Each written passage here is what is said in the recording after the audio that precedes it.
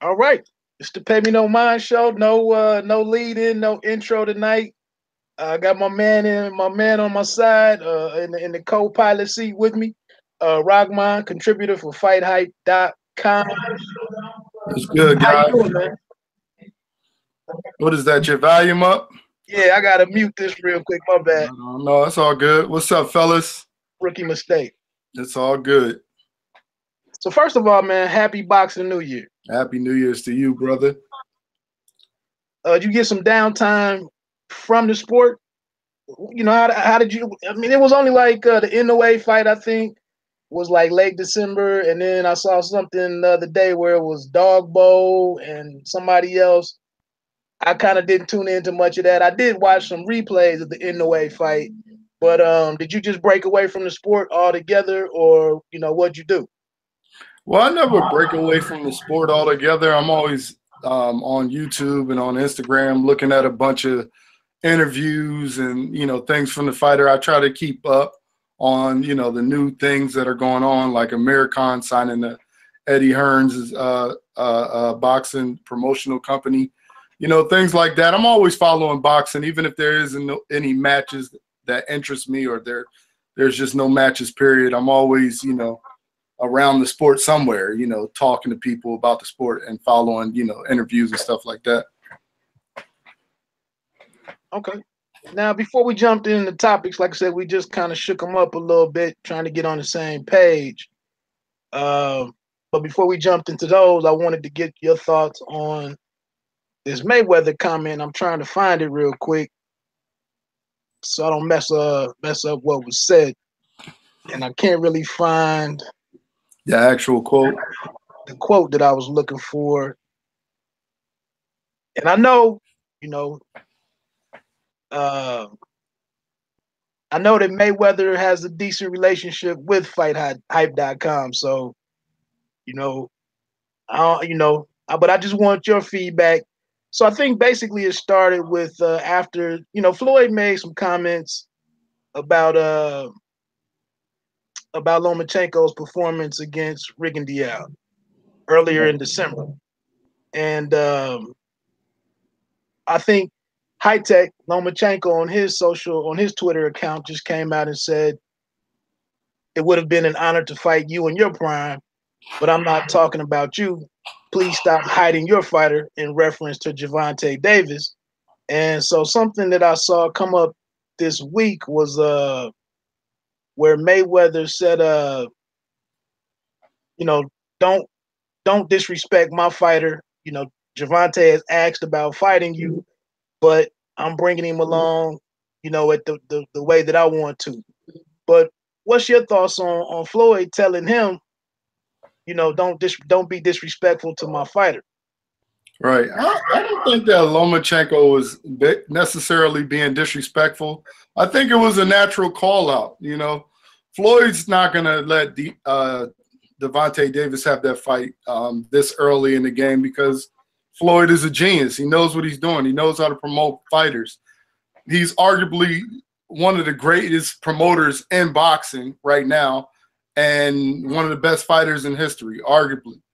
So there's no way in the world, even though Gervonta has more fights than Lomachenko has a very decorative amateur career, and he has more experience. And Mayweather and Gervonta Davis have been pretty honest in saying that he's just not ready yet. So I don't think it was disrespectful. I just think that Mayweather's going to take his time and mold the kid like he's supposed to be molded. And as long as, they click well and both the guys are listening to each other, I think that Gervonta Davis has a bright career. And he's talented, man. He's very talented. Well, Tank no longer holds the IBF belt. Right. But he didn't lose it. Make that clear that he didn't lose the belt. He lost it on a scale. He wasn't beat to lose a belt. He lost it on the scale. So correct. But if he does go back and capture another belt, and Lomachenko stays at 130, the junior lightweight, does that continue to complicate things for them not to be on a collision course? I mean, the people won't get what they want. You know, everybody wants to see, you know, the big fights when they want to see the fight, and they don't want to, you know, let these guys mold and learn and get ready when they're ready. So I think in this case, since Floyd is controlling everything, I doubt if he's going to throw him in there, no matter what, you know, the fans say, or no matter what Lomachenko says. You see how long it took Floyd to get in the ring with Pacquiao, and guess what? He made more money when he finally did get into the ring than he would have made it when the fans wanted to see it, or when the fans said he was running. So, you know, Floyd's going to do what he wants to do no matter what, and it's proven. So his method is proven. So all we can do is just wait and hope that we get the fights that we want to see. But I'll tell you what, Lomachenko doesn't have to wait on Tank. You know what I mean? Mikey Garcia says that he wants to fight him, and that would be a great fight. That might be even a better fight than, you know, the Lomachenko Gervonta Davis fight. So, you know, he can move up, you know, one weight class, or meet Mikey somewhere and fight Mikey Garcia. That would be a good fight. Lomachenko's a great fighter. I don't want to take anything from him, but I'm not as hyped on him yet as everyone else is. I mean, Teddy Atlas said he's the greatest fighter, and he puts him pound for pound #1 over Crawford. I think that's ridiculous, but I do think he's a great fighter. But as far as him fighting Tank Davis again, Floyd's not going to let that happen until he feels Tank is ready. I don't disagree that Garcia Lomachenko is a more intriguing matchup, but Garcia has current business with the fight coming up with Garcia-Lipinets, so it would be something after that. Before we move on into the topics, you kind of bring up an interesting point. Davis has kind of been out there, just kind of like in limbo the last couple months. What would you think would be an ideal way for, or ideal opponent for Davis to get back, get back in the mix for 2018? Like, who would he return against? You know what? I would like to see Javon. You know, first of all, when we talk about Davis, I think that Paulie Malignaggi summed it up the best in his recent interview. I don't know what it was on. I seen it on Instagram. I know it was new. And Paulie Malignaggi said that sometimes these fighters get fame too quick, and their fame, their talent doesn't keep up with the fame. I'm just paraphrasing. Forgive me if I don't get this right. But go back and find that interview, that recent interview where Paulie Malignaggi was talking about Gervonta Davis. It was great. You know, sometimes when these young guys get fame too soon, you know, it goes to their head and it takes away from their talent a little bit. And Paulie even brought up Adrian Broner, you know, being an example of that. That's number one. Tanks from Baltimore. I would like to see a DMV area matchup with Tank, Gervonta Davis, and Gary Russell, because Gary Russell's from DC. I would love to see that. Maybe in the MGM down there in National Harbor. That would be a great fight, great venue. If I could get my wish, that's what it would be. Gervonta Davis versus Gary Russell. I've entertained that fight for the reasons that you mentioned, kind of a crosstown or a beltway type, brawl, or however they would brand it. But I'm not sure if Gary Russell Jr. is ready to make that jump and go up. But I have thought about that fight before, just with the proximity of the two fighters and thinking that it would do great regionally. But like I said, I think I'm very frustrated with what's happened with Gary Russell Jr.'s career and the progression of it. But I don't know. I mean, it'll just be interesting to see. I know that Floyd's very calculating, and that as a promotional company, he'll look to do something very big. And Gervonta is a big name in the sport, so I'm just anxious to see what the plan is for him to have a return to action. Right. But let's move on. We were going to get into some stuff. I don't want to be remiss and not mention a big card tomorrow night, but we kind of were on different pages with some of the participants of that card. So I don't want to do anybody a disservice that's on that card, but I wish everybody a great night of action, especially I'm in Ohio, So I'm really looking forward to super lightweight Sonny Fredrickson having his debut on ShoBox. I had some articles out there on roundbyroundboxing.com just talking about Sonny's accomplishments over the last 6 months and just talking about his preparation for this fight. And he was actually supposed to be on Claressa Shields, the fight, the ShoBox when she won her 2 titles. And a guy pulled out of that fight with him, and he wasn't able to perform on that night. So he's back again, and he'll be in the opener, I believe, against a kid out of fighting out of the Kronk gym named Shojahan Ergashev. So I did want to mention that. Keeping an eye on that. Both of those guys are undefeated, and ShoBox is just a great platform for where prospects. Obviously, for those 2 guys, that's going to work out who will continue to climb up into title contention at 140 and who may, have to go back to the drawing board. So I wanted to hit on that. And then also Claressa Shields and Tori Nelson. It's a big fight for her, her 3rd time headlining ShoBox. And, I have interviews on roundbyroundboxing.com, even here on the Pay Me No Mind YouTube channel that you can check out. I spoke with both ladies, her and Tori Nelson. And I just think it's a great way to kick off 2018 for boxing, especially on the cable networks. Right, and ShoBox. So we'll move on to next week's big one. Hold on. Let's rewind on. I'm sorry. I was waiting for you to ask me a question. I tried to pause so you could jump in there. My bad. My bad. Yeah. What you got? Shield. I like her personality. I think she's good for boxing. I think she's very animated. There's been times during her fights where I think in her last fight, the bell rung and the girl didn't stop like punching when the bell rung. So she kind of like juked at the girl like, what do you want? You know what I mean? And I think boxing needs that. I think she brings attention to the sport. She's a double gold medalist. I would like to see her. I'm definitely going to watch. I've watched at least 3 out of her current 4 fights. She said that she's fighting this girl at 160 and then we'll move up to fight Christina Hammer at 168 and knock her out. I don't know if there's enough competition in women boxing for her to be a super big name. I mean, the only other really, really big name that we had in female boxing was Layla Ali, of course. I mean, also Ann Wolf. I can't not mention Ann Wolf, but the average person doesn't know who Ann Wolf is. That's like, I guess, hardcore boxing fans. What do you think? You know Ann Wolf? You know a lot about Ann Wolf? I know. Was it the coal miner's daughter? Or what was her nickname? What's that? What was her nickname? You know what? I don't remember. See, there you go. It was something. She's daughter. Knock women out. You know what I mean? And she trained James Kirkland as well. She's a trainer now. Right. You know, so I don't want to. And she was in a movie. She was in that recent Superwoman.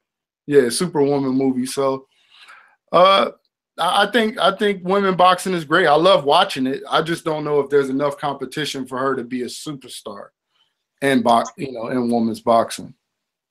Yeah, I think that's something that's getting ready to be kind of sorted out. I think one thing that may have hurt things a little bit on the women's side was the fact right before the new year, the one fighter out of New York, her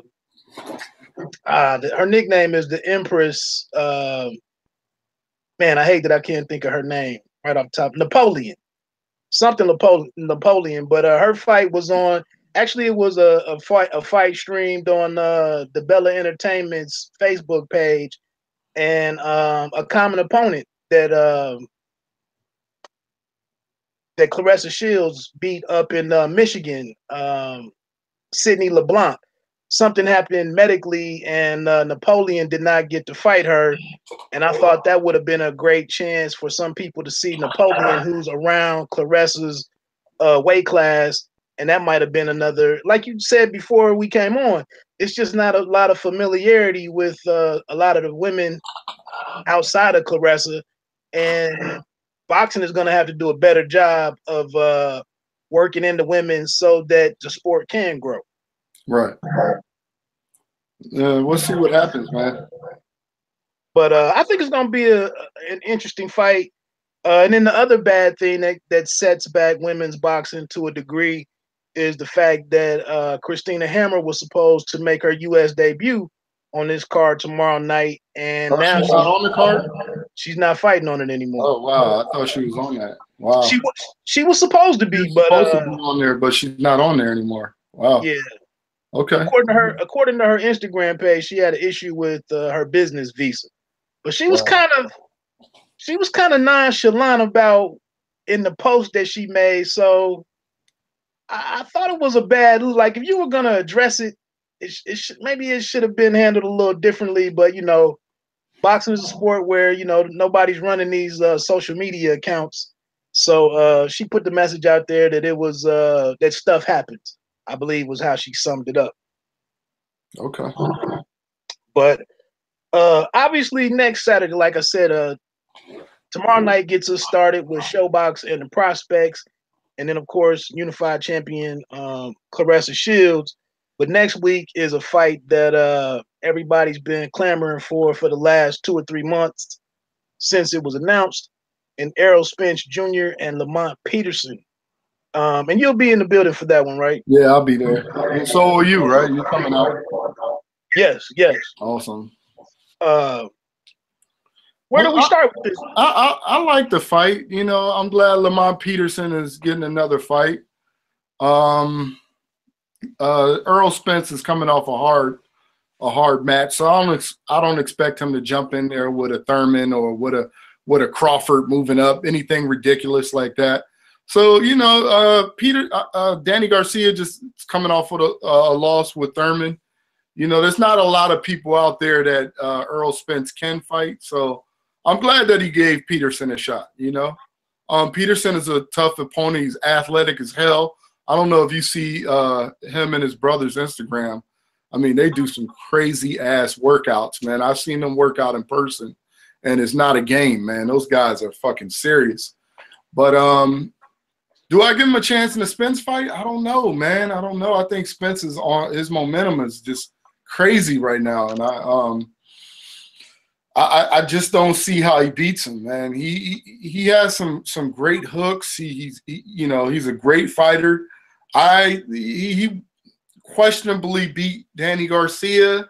A lot of people think he did. I don't. I think he started a little too late. But I don't know if I give him a chance against Spence, man. Spence looks like he's the real deal. He looks like he's that true yayo. Is it any game plan that you think that you could see Pete implementing to give himself a shot? I see some people thinking that it could be a stoppage in the middle rounds. I mean, Peterson is tough as nails. He was knocked out by Matisse. Yeah. Like that was a smaller guy, man. A smaller guy knocked him out. So what do we do with this? I don't know. I think Spence is got he's a little too much for a lot of those guys, man. Not just Peterson. I think that Errol Spence is the truth, man. And I don't know who beats him, man. I see Crawford giving him a lot of problems. But I don't want to count anybody out. These guys are warriors, and I respect them. But you're asking me for my opinion, and I just don't, I don't know if I can see him beating Errol Spence at this point in his career. I think he's not old, but I think he's more on the downset of his career, than going up. I don't know. I mean, a lot of people think he was outboxed by Amir Khan. And they think that he may have it may have been hometown cooking when he fought Amir Khan. So I don't know, man. I really don't know. I don't know that he beat Spence, but it's a good fight. I think Spence gets some work. He's gonna fight his heart out. He's not gonna quit. He's gonna come in shape, and we're gonna see a good matchup, man. But I think at the end of the day, Spence is just the man in the division right now. Yeah, I know you don't watch a lot of football, but for my people that do watch football, to check this out, I did want to mention that if Peterson is successful, I think to put it into football analogy, I think Peterson is good between the 20s. And he can do, he's going to come in there as a professional and put forth a great professional effort. And he may mix it up with an approach that he used against Danny Garcia, or he may, flip it somewhere in the third or fourth round and try to move inside. He's going to give him different looks. But as far as scoring, I just don't know. Like I said, and keeping it in some football terms, that we're in playoff season. I could see him getting a lot of threes instead of sixes, touchdowns. And I think against an opponent like Spence, he's going to need to get into the end zone to keep up with the scoring. And then conversely, I just feel like with Spence, he's a guy that can score in chunk plays. And I would imagine that he's going to have a few chunk plays, 30, 50 yards or greater. And like you said, I think it's a little bit of wear and tear on Peterson at this point. And I said him why he came to Cincinnati for that Granados and Broner fight last year, and it was a real physical fight with another smaller guy at 147. And I saw him hit Avanesian with everything, and I didn't really see I saw him get rocked a couple times, but never really dazed. So I'm just concerned that, like I said, he's not going to be able to hit the home run, against Spence. And I'm concerned, seventh, eighth round. I feel like Spence is a guy that's going to try to move him into a corner or pin him in the ropes, and go to the and then and lay those heavy shots on him. Yeah. And to put it back in football terms, you got one of the best offensive fighters in the division going up against one of the guys who's not really known for having great defense, and he's younger, and he's on like a fight winning spree. Just beat one of the top 5 welterweights in the division in England, in his hometown, and was hurt, came back and knocked the guy out. And so and broke his orbital bone. Not just knocked him out, broke his orbital bone. So I as much as I like Lamont Peterson, and much as I like the headbangers, Barry Hunter, Boogie, all those guys down there, I as a journalist or as a reporter, I don't know if I see him beating Errol Spence. And that's not saying much, because I don't see a lot of those guys beating Errol Spence. I think Spence is the man in the division, and I would love to see him versus Crawford. I just can't wait. That's my dream matchup. I can't wait until he faces Crawford. But Lamont, hold your head up high, get it done. If you win, trust me, I'm gonna be the first one to interview you once you come out the ring. What's your thoughts, or what value do you put on Barry Hunter and being in Lamont Peterson's corner? That's the first part of the question. And then secondly, do you give any advantage, or what importance is there, I guess, that Peterson used to spar Spence, years ago? Does that extend the fight longer than maybe expected, or what would you put on that? Now that the Mayweathers have retired, you don't have Roger out there, you don't have Floyd Sr. out there training Floyd.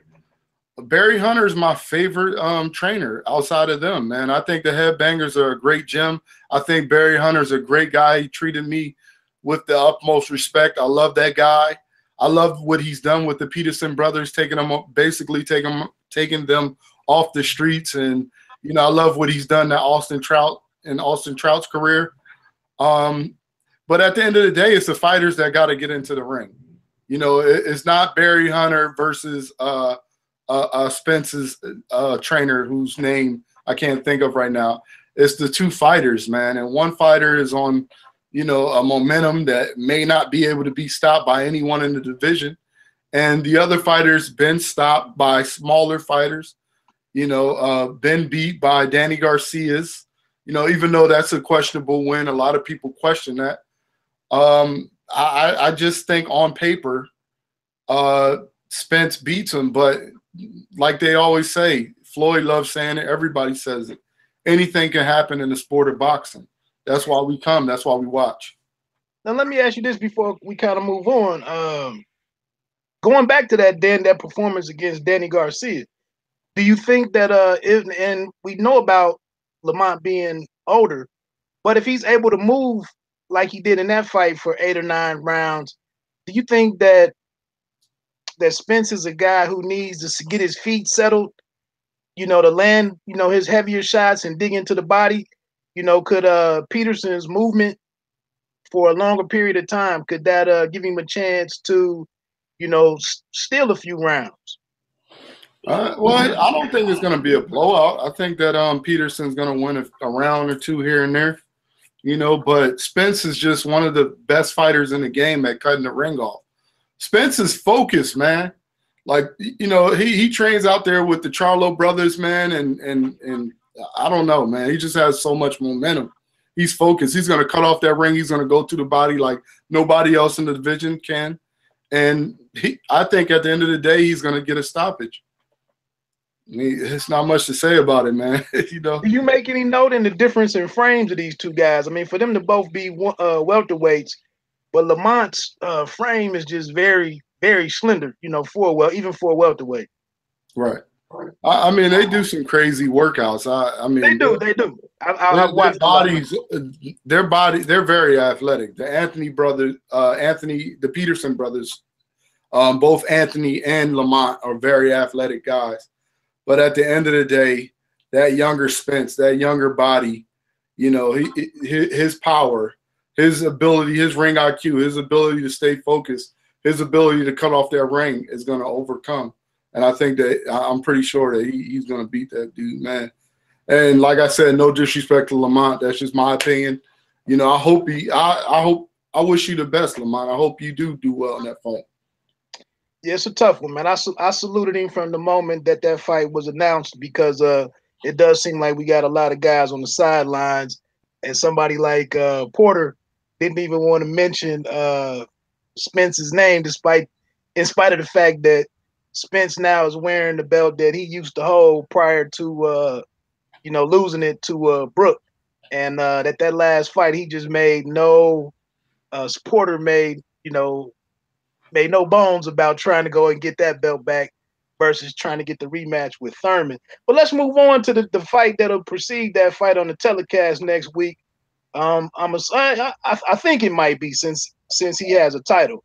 But our fighting out of Toledo, Ohio will be lightweight IBF world champion Robert Easter Jr. defending his title. It might be his third defense against former world champion Javier Fortuna. I just think Fortuna is a reckless dude, that's kind of awkward. Another shorter opponent for Robert Easter Jr. But Fortuna has really talked himself up in really stopping Easter Jr. Easter Jr. hasn't been able to get the stoppages lately, but is one of the best out there at lightweight.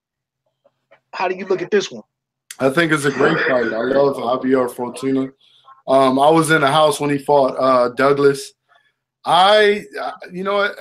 Sitting there, I scored the fight for Douglas. I wanted to see Douglas pull it off. It was a close fight, but Javier Fortuna is a really good fighter.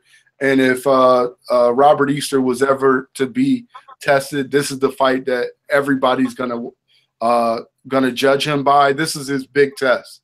To me, this is his test. I think he's a younger fighter. I think he's going to do well. This is a 50-50 matchup. He's longer. He may be able to pull it away. He's very focused.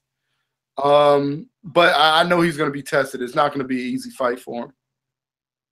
Yeah, I'm with you. Like I said, I think Fortuna, I think he's a guy that's been stopped before already. He's a guy that's, like I said, he takes risks. He's a little unorthodox in some of the stuff that he does. He leaves, he does leave himself open So I think that Robert Easter could get a stoppage, but I think it's gonna like you said, it's a great test. I think it's great for him to be getting out of Toledo for a fight, for a change, different scenery, and plus, I think he's focused in trying to get the fight with either Linares or Mikey Garcia, or to unify his belts. I think he wants to elevate himself out of just being another guy in the in that division. So I think that's going to be a great fight. Out of the three fights that'll be on air that night. Who are you picking? I'm gonna go with the Ohio kid, man. Bias. I don't think there's any question that Easter Jr. is gonna win. I don't.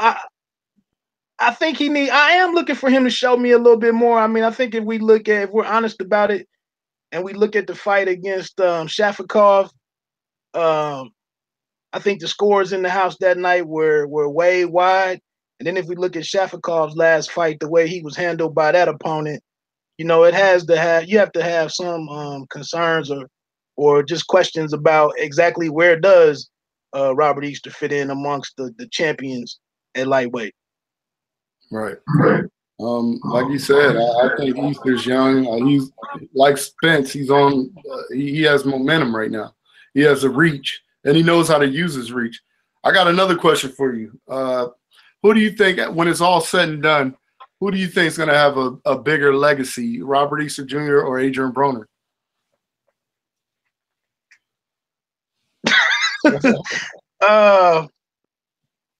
I think that could be tough because I think with Broner having 4 titles already, and only being 29,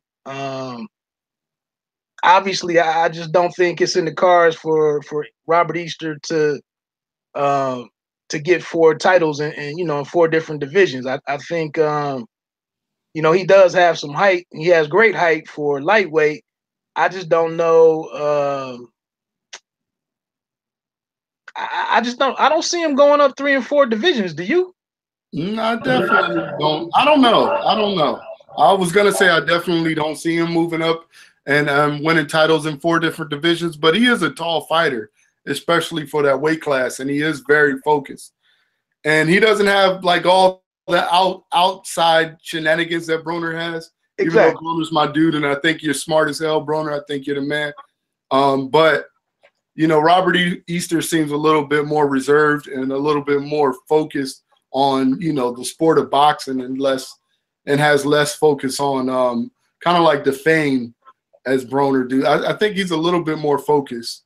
So, who knows, man? He has potential. I will say that Robert Easter has the chance to get into some of these unification fights or the big tests where we've seen Broner fail to come out on top. That's the knock on him. I think Easter might have, because of that focus, he spends a lot of time with his dad. He's trained by his dad. And I see him with Broner a lot, but I don't think, I think he keeps his type of fun limited to certain things. And I think he lets Broner go off when he wants to do, the things the way that he likes to get down. So I think it's a chance for him to get into some of those, the marquee fights, marquee matchups that he'll eventually encounter. And I think he has a chance to be successful in those. Whereas, like I said, to this point, Broner hasn't, every time he's kind of stepped in there with Maidana and then with Mikey Garcia, he came up short. So I think in that regard, Easter might be able to set himself apart from his mentor. Right. Any other fights that night that intrigue you next week, man? I think it's a great card.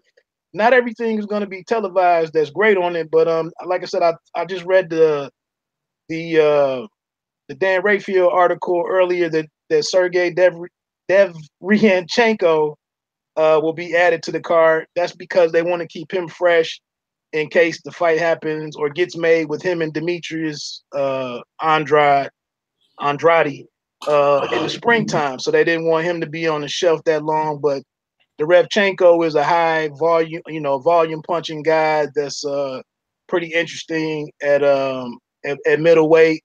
Another Soviet guy or Soviet bloc guy with not a lot of fights, but a really polished style. He's on there. I don't even want to try to pronounce the heavyweight's name, the one that I told you about earlier that beat Spilka.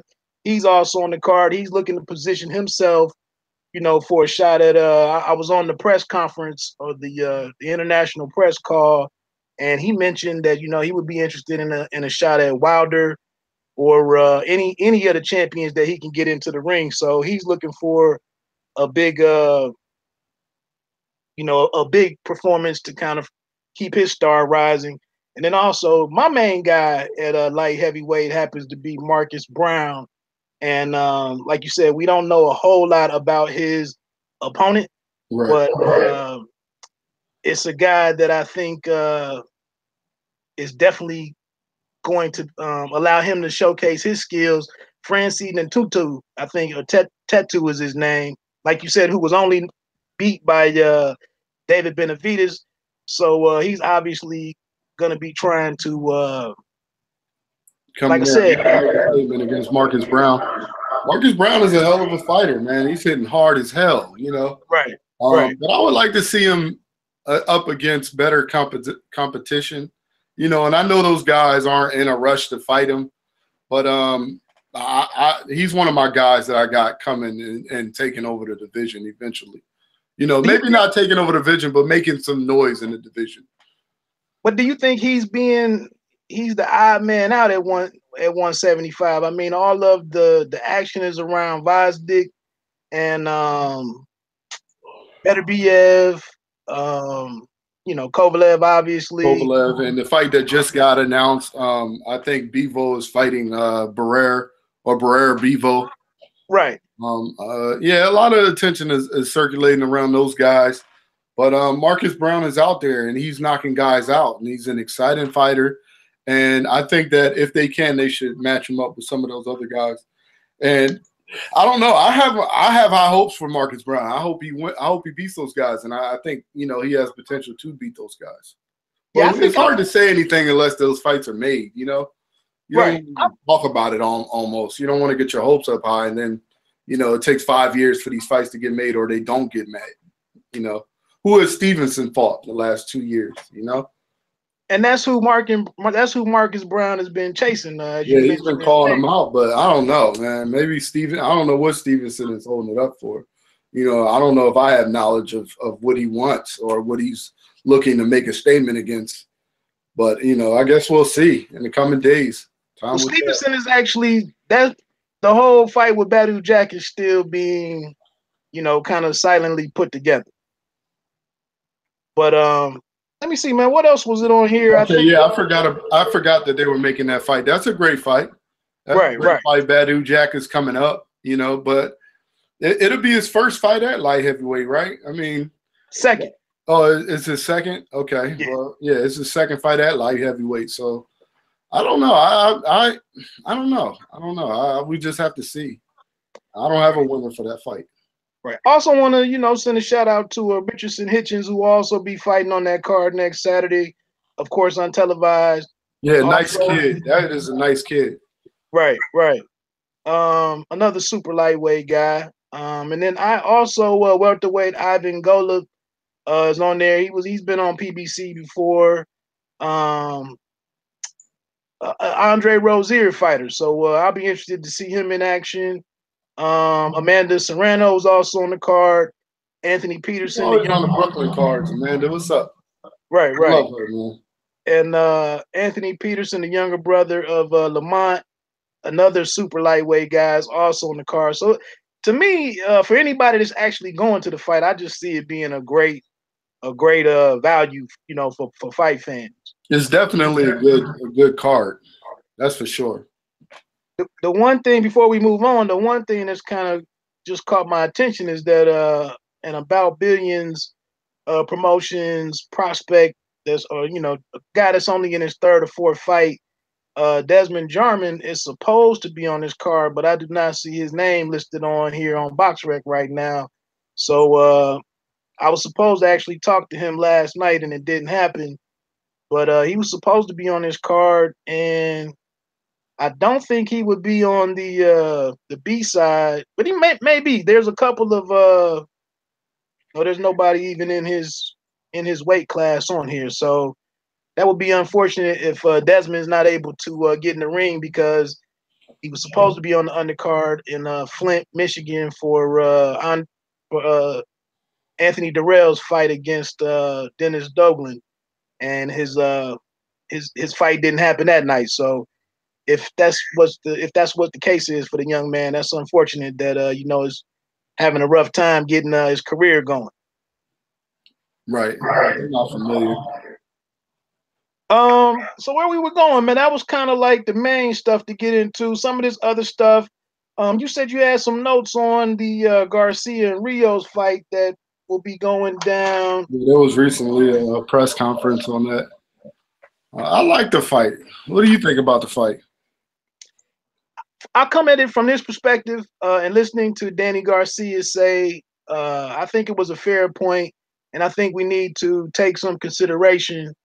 We need to give some consideration to these guys who are fighting at championship levels, multiple years, and then when they change weight classes and have one fight at that weight and then get right back into the championship mix at that new level. I think it is somewhat taxing on some of these guys' bodies. So he made the point that he'd been on the world class level for several years, and he said after the Keith Thurman fight, it was good for him to sit back, recuperate a little, and let his body heal up fully. And I think that's somewhat of a valid point. Yeah, that is a valid point. Fans are harsh, man. Fans want to see you go in there fight after fight, fighting the best guys. They don't want you to have a break. They don't want you to have any soft touches. If you get hurt, they want you to come back and fight the number one guy, which isn't realistic, at the end of the day. I think the Rios fight is a great style matchup for Danny. You got the Mexican come forward. You got to kill me, Brandon Rios versus the Puerto Rican, more technical boxer puncher. I think it's a great momentum builder and confidence builder for Garcia. I don't know, man. I think that Garcia should win, but Rios doesn't really have anything to lose, and he's going to bring, everything to the ring. And don't forget about the fact that Rios is getting trained by Robert Garcia, which is his old trainer, and, he did much better with Robert Garcia. And Robert Garcia is also the trainer who trained, for those who don't know, he trained Maidana to beat Broner. He also trains Mikey Garcia, his brother, and Mikey Garcia is a real deal. So I wouldn't be surprised if Rios brings it to Garcia, but I expect Garcia to be able to box and move around, and I don't know if he stops him, but I expect him to win. My only concern with Garcia is what can he do new at this point. I think along with somebody like Sean Porter at welterweight, I feel like those guys have hit their ceilings. No disrespect to them, but what are they going to be able to? And obviously, like you say, he's going back to Robert Garcia for as his trainer. Somebody like Sean Porter, he's gonna stick with his father. I don't see him changing up his game much moving forward. And for some of these new fights, for a Porter to fight somebody like a Crawford, if that happened by chance, or Porter fighting somebody like Spence, what could some of these guys who we've seen so much the last 2 or 3 years, what can they do different? So it'll be interesting to see how fresh, how this break has benefited Garcia, and I'm gonna take him for the win. I'm like you. I think Rios is gonna be easy to touch up and hit, but will the knockout happen? I got a little bit of time. That doesn't happen until February 17th. So I want to see I want to see a few more of these press conferences before I kind of weigh in on my final on that one. But I think it's a good return bout for Danny Garcia. Anything else on that one? Yeah, I would like to. I'm with you. I think you hit it right on the nose. I want to see if Garcia has made any changes. I think that he squeezed by a lot of his fights, but Herrera kind of laid like somewhat of a blueprint on Garcia's weaknesses. And you've seen Thurman even like he boxed in the first 4 rounds, and then he pretty much like stuck him and moved like the remainder portion of the fight. Lamont Peterson actually boxed the hell out of Danny like the last 4 rounds. I just think he started too late. So I would love to see. I love Danny Garcia, by the way. I love all these fighters, but I like Danny Garcia. He's from Philly. He has a great personality. I think he's great for boxing. Him and his dad. I think his dad is exciting, brings excitement to the boxing world. But I want to see him add a little bit more to his game. I don't want to. Me personally, everybody's screaming for the Thurman rematch. I don't want to see him fight Thurman again. I think it would be the same result. I think Thurman is just too big for him. I think both Thurman and Garcia are probably equal athletically. Like I think they have the same amount of athleticism, but Thurman is bigger. They're both throw dangerous punches, but Thurman, like I said, is bigger. And I think his ring IQ is just a notch above Danny. So I don't want to see that fight again. I would like to see Danny come out and beat Rios and then, head on to another fight with Porter. Well, a first fight with Porter. I would like to see him fight Porter at the end of the year. Yeah, I don't want to see the Thurman and Garcia rematch. I think for both of them, Porter or Garcia, I think both of them need to get a belt before I would want to see a rematch between either one of those guys with Thurman. Well, what's funny, I don't mean to cut you off, but the funny thing about it is by Garcia winning his fight and Porter winning his, they're both mandatories to fight Thurman. Exactly. Thurman has 2 belts. I mean, exactly. Garcia is the priority because he was a champion when he fought Thurman. But again, I don't know if I want to see that fight. I don't think that's a good style matchup for Garcia. And styles make fights, man. I just don't. I don't want to see Porter against Thurman either. I would like to see those 2 against each other, and maybe the winner of that go to a Spence, or the winner of that go to. I know this is our next topic, but I would like to see the winner of that possibly against the winner, if it gets made, the winner of Amir Khan Broner. Those are the style matchups I would like to see. We already seen Garcia Thurman, and I don't really need to see it again. And we'll see. When Garcia fights Rios, if there's really a change in his game, if he added anything, if he lost a little touch, because some fighters lose, a little bit of themselves after a loss. So we have yet to see. We'll see. But I don't like the Thurman Garcia again. Yeah, like you just mentioned with the boys in the DMV working out, Lamont Peterson, right, and even Gary Russell Jr., some of the stuff that they do at their gym. I just wonder what, like I said, I've seen Danny Jacobs, I've seen Andre Ward, I've seen these guys do different strength and conditioning in between fights. And I just think somebody like Danny Garcia, he's going to have to learn how to move his feet a lot more, quit being so methodical. Like you said, the game plan is already there. And the one thing that we've seen develop with Keith Thurman is, he's not one time necessarily anymore, but he's learning how to go 12 rounds. He's learning how to give you multiple looks during those 12 rounds. He uses the whole ring. And for somebody like Garcia to think that someone like Thurman is going to stand right in front of him and let him catch him with the left hooks, it's just not going to be that easy. So that's what I'm saying when I want to see what new wrinkle is he going to bring to the game. That was years ago when Peterson showed us what the formula was for what Garcia wants to do to you. We saw that Amir Khan didn't keep the formula in mind when he got stopped by Garcia. So, I just think Porter, Garcia, what can they do differently in this new stage of their careers? Because those guys are becoming the older guard with each fight. So before we get into hold on, let me add to that real quick. I don't think a lot of welterweights out there will beat Porter. Let me just throw that out there. I mean, he's already beat Devin Alexander. Devin Alexander has another fight coming up with Ortiz that, I don't know how that makes sense, but, God bless him.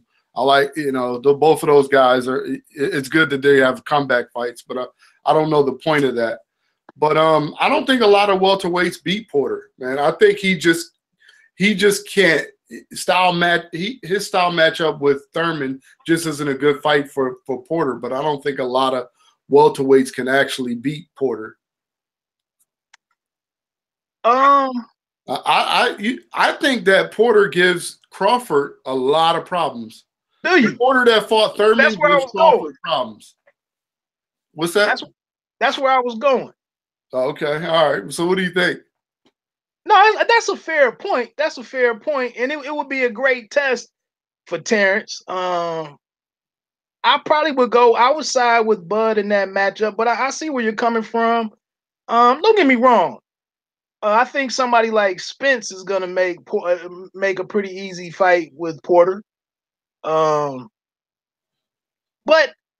Porter, to me, his style is one that you really can only tell how a guy's gonna adjust to it when they get in the ring with him. I mean, I saw Granados have some different success that night. I mean, maybe he didn't win the fight, maybe he didn't win large portions of the fight, but I think Brooke.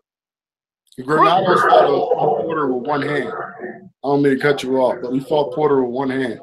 Getting into the 6th round, though. That happened around the 6th round, didn't it? You know what? I don't remember what round, be honest. I don't remember what round, but I know, a good majority of the fight, Porter only was using one hand. I think it was the 6th or 7th round. But, no, you're right. I mean, Porter, he is what he is at welterweight.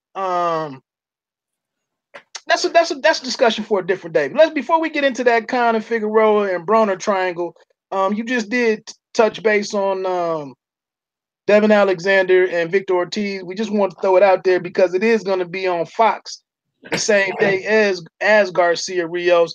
I will say for the PBC's sake that I think that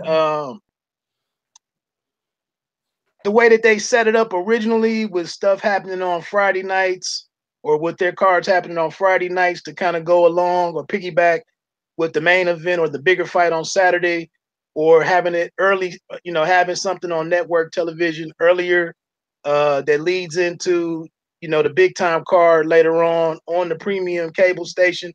I think it's good to see that aspect of it, if that's what the PBC is going to be, if they're going to continue that into 2018. But as you said, I got off the Alexander, and I was thinking about this earlier today when I kind of put the topics together. I let Alexander go when his performance against Bradley was so disappointing to me, and I take nothing away from Bradley, but the way that he conceded that fight to Bradley, man, I just really have never been able to put Alexander back up there in the manner that, some people we're talking about him being a return opponent for Keith Thurman or something. And I'm just like, I have no interest in watching Alexander do a whole lot. I'm sorry. Right. Well, all due respect, he's just not. That's not the fight I'm gonna watch. You know what I mean? Like, that fight doesn't make me want to DVR it. There was times where I wanted to see Devin Alexander fight the top opponents at 47, but now he's a little bit past his prime. Victor Ortiz is a little bit past his prime. I don't see where that fight, makes any sense, honestly. It does send one of the loser of that it's not for me. Done. That's all. What's that? I'm sorry. The loser of that one is pretty much done, though. Are they going to get another fight with Berto? You know what I mean? It's just how many times have we said both of those guys were done? Well, and that's no disrespect to those guys because I know I got to see them, and I respect them as fighters. It's just, you know, those fights aren't really for me. Now, I'll put it like this. If Alexander was to pull that fight out in some type of spectacular fashion and move back into the mix at welterweight, I would salute the guy. I think another thing that stays with me is just, and we know now, like I salute him for his honesty and for sharing his whole story and making it back.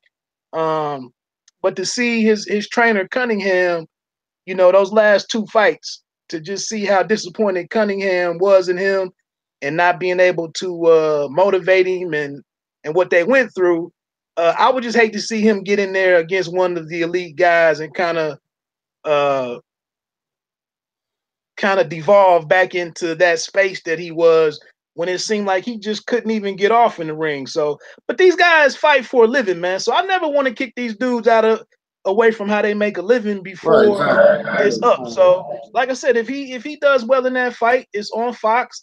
It'll be good exposure, and like I said, it makes for a great day of fights with Rios and Garcia later on that night. So it's his chance to control his own destiny. Well, that's true, but I don't think it's anybody's anybody gets credit for beating Devin Alexander coming off a Victor Ortiz fight. If he beats Victor Ortiz and then he gets a fight with Danny Garcia, everybody's going to call Danny Garcia a cherry picker. If he fights Spence, nobody's going to respect it. If he fights Thurman, he can't be his first fight off the injury. But if he fights Thurman as the second fight, nobody's going to respect Thurman. So I don't know. I mean, where does he go? Win or lose, where does he go? Who does he fight? Hey, I'm with you. Like I said, when he had the fight a couple of weeks ago, and you know, Thurman was in the crowd, and they actually entertained that matchup on the spot. I just felt like that was getting the carriage ahead of the horses. Like, hold on, you know, it's a lot of stuff to work out there for him to get in the ring with Thurman just because you look good against this guy right here. So I would respect it as a comeback fight off of an injury, but now that he signed to fight Ortiz, you know, Thurman has to fight within the next 2 or 3 months. He's not going to be ready to turn around and fight Thurman. So, like, you know, after Thurman gets his tune-up, he has 2 belts, man. You know, nobody's going to respect him fighting Devin Alexander off of a light touch because of his injury. I don't know. That's just my opinion. Maybe I don't know shit, but I don't think that Thurman will get it. Anybody at any top 5 welterweight right now will get credit for fighting Devin Alexander. Right. All due respect. Right. And I just want to call out Catch and Shoot Media is in the chat room right now. Yeah, I'm going back and forth with him a little bit. One of my favorite photographers out there. He mentioned, and I forgot about it, but Collazo was looking for a fight with Porter. I don't know. We never know which Collazo is going to show up. So, but that would be an interesting fight. You said with Porter? Yeah. Well, Porter hurt his hand, so. I mean, when he's ready to come back. He's probably going to be, out until the tail end of the year or maybe even next year. Collazo hasn't been active. Collazo needs a fight now. Right. He can't wait around for that. And he already fought Thurman. I don't think anybody wants to see that fight. So, I mean, who does Collazo fight? I thought at one point that Danny was going to give Collazo a fight. And that would be 2 Puerto Ricans in Brooklyn. Collazo's from Brooklyn. I think that would have made sense. But, you know, we don't know what's going on behind the scenes and why this fight didn't get made. But Collazo needs to fight like yesterday. And, you know, who is he going to fight? Who's going to get credit for beating a Collazo? That angle right there that you keep going to is a tough one, but that's a great point. I mean, Zab Judah's out there too. I mean, do you want to match one of these guys with Judah? Hey, we only got a couple more topics here. We're going to jump off here, but it might be about another 20 minutes depending on how long-winded we are, but we'll try to keep it short. We appreciate anybody that's tuning in. Once again, it's the Pay Me No Mind podcast live streaming with Rock from a contributor for FightHype.com. You can check all his videos out on FightHype.com or Fight Hype's YouTube channel. You know, the voice should be familiar. He catches everything on the East Coast pretty much. And, you know, like I said, tune in, subscribe, and support that thing over there. What's up to Ben? Let's move into these final 3 topics. We can get through these kind of quickly, or get your say in. But you just mentioned with the big announcement that Amir Khan is now with Eddie Hearn in a Matchroom, right? Right. Broner is looking for a fight. A couple of weeks ago, we thought it was going to be Omar Figueroa. Now Khan has stepped back, and there's some rumors of that. Broner tweeted out there or put it on his Instagram account that a message to Steven Espinosa of Showtime that it didn't matter which one of those guys it was. He was ready for either one. Those are two extremely tough bouts for Broner, man. And you can go in on it, man. How do you see either one? I don't know, man. I don't know what Amir Khan we're gonna see. I don't know. Amir Khan had a long layover, right? Like his last fight was with Canelo, and he was knocked out cold. So we don't know what Amir Khan is bringing to the ring right now. I think that would be a huge fight in the UK. But I seen an interview with Amir Khan, and he said he's willing to fight him. They signed Amir Khan for 3 fights. Right. Amir Khan said he's willing to fight Broner fight number 2, which means he has to, announce a fight, 2 months, get ready for the fight, and then he needs 6 months. So, that's not going to be – if he's saying that he'll fight Broner the second fight out, they're not going to make that fight anytime soon, trust me. Figueroa, I don't know. I think Broner – that's a good fight. Figueroa, he didn't look excellent his last fight. He fought Guerrero, right? Guerrero was his last fight. Right. I don't think he looked great during that fight. He looked fat. He looked slow. And, I mean, he got a late round stoppage against Guerrero. No, that was like round 3. Okay, all right. I'm sorry. That was my mess up. But still, I mean, I didn't really think he looked terribly great versus Guerrero. So I think that Broner has a chance in that fight. Broner's still Broner, no matter what. He's still Broner. So hey, again, that doesn't really say that much. It doesn't say a lot if he fights Broner or if Broner beats Figueroa. But it's a good fight. I'll watch it. Yeah, like the way that you just laid out the Khan matchup, it does seem that one is farther away than being a possibility. So and like you said, we don't really know what Khan is at this point. I will just say that his speed at one point in time, definitely before the Algieri fight, his speed against a bunch of different top guys at welterweight was very intriguing. But the chin issue continues to plague him, and then after suffering a shot such as the one that he sustained against to be finished off by Canelo, that you leave something in the ring with a shot like that. So looking at Figueroa and Broner, he is a taller guy, a come forward guy. He does his switching, in between combinations and whatnot, which would be kind of tricky for Broner's counter punching. I think that's the fight that I want to see. I think that would be entertaining. I would like to see which Broner, we see through the build up, through the press conferences and the training camp. He's pretty public with his training camp as far as on his social media and whatnot. The only thing I say going forward for Broner that's a concern to me, and his Instagram message yesterday talking about Khan or Figueroa, it says he's focused, and I think he's switching up his trainer and everything. But I don't know if you're aware, he dropped that mixtape a couple of weeks back. Yeah, I heard it.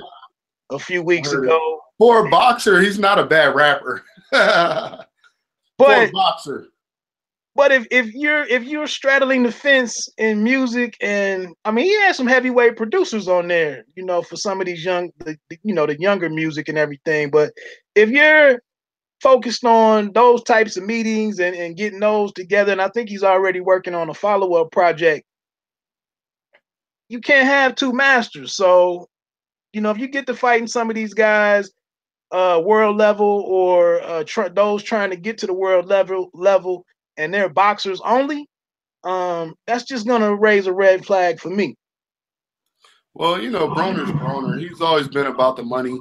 He's always been about having multiple avenues. I mean, Floyd even said exactly what you're asking. Are you a fighter or are you a porn star or whatever? You know what I mean? But hey, look, Broner's smart as hell. I don't think people give him credit for how smart he is, man. I mean, put it like this. My girlfriend doesn't watch any boxing, period. But she knows Adrian Broner. She wants to see him lose, you know, and if she comes and watches the TV, a lot more people will. And no matter who he fights, people are gonna watch those fights, man. And I think he's pretty smart, man, to have got himself to the point that he's at, you know, with that skill level. I mean, he's a smart guy, but we all know that his main focus, you know, was never to be the best boxer. You know, he's always been sidetracked by other avenues of making money, and I can't blame him, man. Get your money, Broner. But, you know, I don't know if he's going to beat the top 5, you know what I mean? Like, he already lost to Porter. You know, he lost to Mikey Garcia coming up 2 weight classes. I don't know, man. You know, I don't count him out. I respect him. I respect his hustle. But, you know, I don't think he's that much. I don't think he's that relevant in the welterweight division when you're talking in terms of the best. You know, he can attract money. He's going to get a few more big fights. But top 5 is, do you put him top 5 in the welterweight division? No. There you go. I think he's better suited at 140. Just looking at the how fighters have responded to his power, and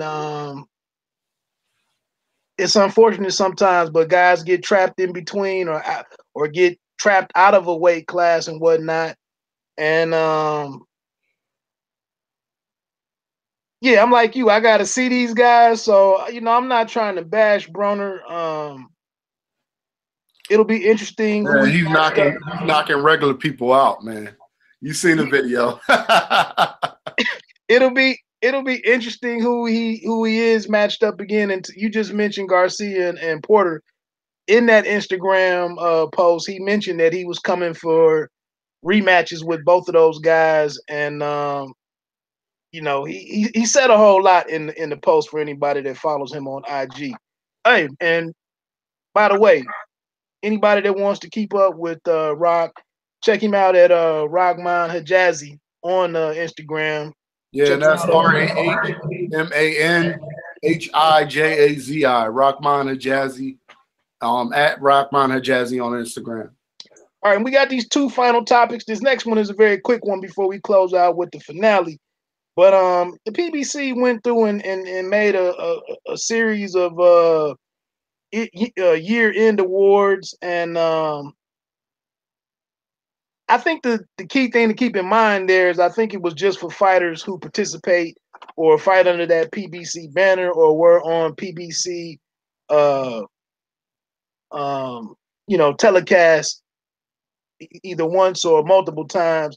So some of the names that popped up, I didn't agree with a lot of them.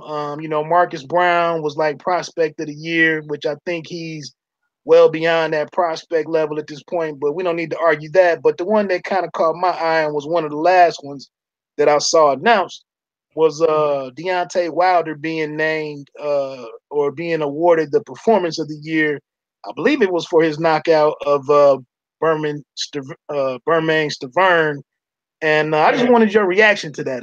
Do you agree with that, or was there something else on the PBC telecast that outdid that? It's definitely one of the moments in boxing in 2017 that triggers my memory. Like, I do remember it, and I think it was great. I was there, you know, for a totally outclassed Bermane Stiverne. Deontay Wilder added a lot of excitement to that fight. I mean, he even flung the referee. It was great. He came into the ring. He came into the stadium. He's always looking sharp. He came in mink chinchillas with his girl. They had matching chinchillas. I think he's great, man, and I really think that he did a wonderful job giving us entertainment, even though he knows that Bermain Stavern was outmatched. So I don't hate it. I don't think that Wilder gets enough credit, period. It was an electrifying performance. Stavern sold some tickets and got nowhere near cashing none of that in. It was explosive, it was a destructive moment, and the still photo of Stavern and along the bottom of the ropes, it was it's everything that you look for in a heavyweight knockout. But I still would probably, as I mentioned a couple of fights earlier, just off the top of my head, Charlo and Lubin, the knockout. I mean, Lubin was at least competitive versus Stavern just being a body in there. I mean, even looking at the performance of, and I guess the decision for the Badu Jack, the Gale fight, I guess because it was a draw, we can't give a performance to Badu Jack, but that was one of the best fights I saw this year. As far as both guys going down to the canvas, fighting back, fighting their way out of or fighting through adversity. I don't know, man. It just seemed like to me, we don't even know who the committee is. Who gives these awards away. So, but it was, like I said, it was the last one that I heard. And it I don't know, man. It just seemed like I'd have went with something different. Well, every outlet has their own, best of, Nobody, I mean, who cares? Nobody remembers these, you know what I mean? Right. Of course, PBC is not going to say, well, Top Rank had one of the best, and those guys over at HBO are never going to give credit to the PBC guys. So it really does. I mean, Ring Magazine even has their own little list of the best of. So, I mean, it really doesn't matter. I'm okay with you giving it to Wilder. He knocked Bermain Stavern out in spectacular form. He's starting to look like the new Mike Tyson of this era. Everybody's scared to fight him. He's knocking everyone out. So I don't, like I said, he doesn't get enough credit, man, and he's coming, man. So I hope we can get to see his fight with Anthony Joshua this year. All right, man. So we've reached 10 o'clock.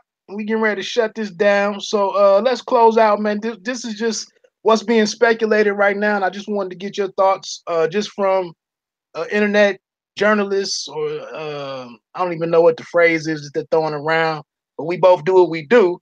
But even as a fan, right now, junior middleweight is I think it's one of my top 3 divisions to keep an eye out on. And the discussion right now is Erislandy Lara versus Jared Hurd. It looks like that one is being put together. It wasn't the one that I kind of wanted. It wasn't the one that I wanted to see.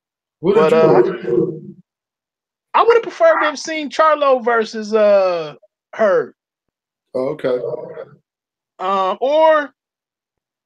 Or maybe even Hurd versus Saddam Ali. Oh my God, are you serious? You wanted to see that over Lara versus Hurd? No way. I don't like the style matchup here, man. Why? I just feel like Lara is gonna do what he does with all that moving and staying outside. Floyd managed range masterfully, and it was much more. It gave guys the illusion that they could hit him. Sometimes Lara is just outside. I mean, I get it, but do you know a fighter that Floyd fought using the boxing style that was the equivalent of a young Jared Hurd? Well, that's what I'm saying. Okay, that's a good point. Great point. I just feel like I think Hurd is still. We've seen Money Mayweather fight, the Jared Hurd types, but we're talking. I'm sorry, did I say Money May, or I meant to say Pretty Boy Floyd? We've seen Pretty Boy Floyd fight the Jared Hurd types, but have we seen? Well, I guess you can say Canelo. Yeah, I guess you can say he outboxed Canelo like Laura has potential to outbox Hurd. So, I mean, I guess that's a good point. But I think Hurd's going to cut that ring off. I think he's been walking through these fighters. He's going to be hard to hurt. He's big as hell. That dude is all upper body, man. Right, And right. he looks good. It's a great style matchup, and I'm glad that to see the junior middleweight division, they're finally mixing some of the best with the best. You know, because, I mean, who's the last person that we thought Laura was going to beat that he actually fought, that we didn't know he was going to beat? Great point. I love it that Hurd is accepting that challenge or is pushing for that challenge. I'm just a little concerned. Is he ready just yet for the savvy, the ring savviness that Lara brings into the ring with him? Yeah, that's the question, man. That's the question right there. Bang. That's enough to want to go see the fight. They're both champions. We get a unification, right? They're both champions, right? Yes. Yeah, so we get to see a unification bout, and that's always good. You know, these guys are fighting each other. Yeah, I wanted to see the Charlo fight, but that's in the future. They're both young. We're gonna see that fight. They're both young. We might see it next. Hey. And Charlo did call out, y'all work that out, and then I want to see the winner. I don't know, man. I'm a little biased. I was born in the DMV, so I keep an eye out on her, man. And he gave me some time last year, and he's one of my favorite personalities, in the sport. I just would hate for him to get in there and that some of that stuff that Lara did against Canelo, moving around a little bit too much. I'd hate for him to not make Hurd look bad, not him shine offensively against Hurd, but just Hurd get a little flustered with trying to bring the fight to the guy. Because regardless of what Lara says, I don't see him staying in front of Hurd all night. I don't either. I don't see him standing in front of anybody all night, And he did move against Canelo, but Canelo won. So, whatever happens is going to be a unification bout. I think Hurd is going to come in there and run towards him and try to get him out of there, because he doesn't want to lose his belt. He knew how hard it was for him to get that belt, and he wants to keep it. So, and if he loses, don't make no mistake. I doubt if he ever it's going to be a long time before he gets another big fight if he loses the Lara fight. See, and that's what I'm talking about.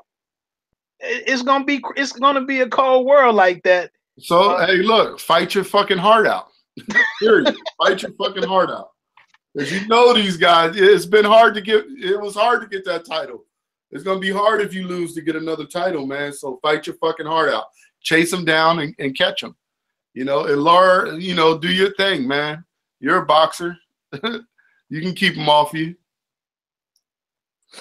And with that, hey, man, I appreciate you coming on tonight. I appreciate you having me, man. Guys, check out Rock on IG. I don't think he's a Twitter man. But like I said, you can always check out his work on fighthype.com. He's always got tons of interviews out there. I will see you, next Saturday. Any final words for 2018 boxing or what you have going on or anything? I just want to, since this is the first show of the new year, I want to wish everybody a happy new year. Hopefully we'll have a good boxing year, just like last year. I think last year was pretty good. Hopefully we get the big fights, such as Thurman Crawford or Thurman Spence or Anthony Wilder. I don't know. Check out, follow me on IG, Rahman Hijazi, at Rahman Hijazi on IG. Follow me on Fight Hype. And I guess that's it, man. I look forward to meeting you guys. I look forward to doing interviews. And give me your feedback. Let me know how you guys feel. All right, I'm out. Hey, before you go, yeah, so like I said, I'm going to do more live streaming on here this year. I'm planning on having, we discussed maybe linking up to do something, formally and whatnot. We'll see how that goes. But like I said, I hope you like you know, interacting with other boxing fans and other internet journalists in a different on a different platform. Absolutely, I'm here. And I'm not always available. You know, we both busy. You know, we work a lot, but you know, when I'm here, I'm here. So right. So, and then, like I said, I want to say a shout again to my man Jay Finn out here, Catch and Shoot Media. He's been in the chat room all night. I'm trying to keep interacting with him as he says different stuff. Check him out either on YouTube. I don't know. He's got an account over here, but that might just be for Gmail and whatnot. But check out Jay Finn. He's a good dude, good brother. Shout out to Jay Finn. Holla at me, dude. That was it, man. Like I said, I'm gonna enjoy this card tomorrow night. We didn't dig into it the way that I wanted to, but you know, like I said, I hit on some of the names on there that I had an interest in. And again, man, thanks for your time. Thanks for anybody that presses play, and we'll be back in the future. All right, thank you, man. Yep, peace. Bye.